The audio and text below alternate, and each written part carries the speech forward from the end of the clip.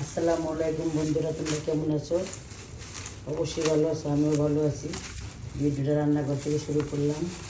গোস্ত নিয়েছি, বাজারে গেছিলাম, কিন্তু আমার বন্ধুদের সাথে একটু শেয়ার করি। দেখো গোস্ত,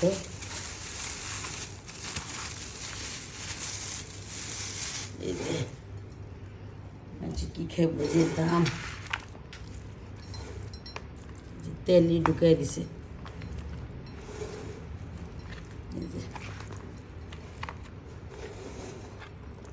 আমরা কাটবো, ধোবো, রান্না করবো।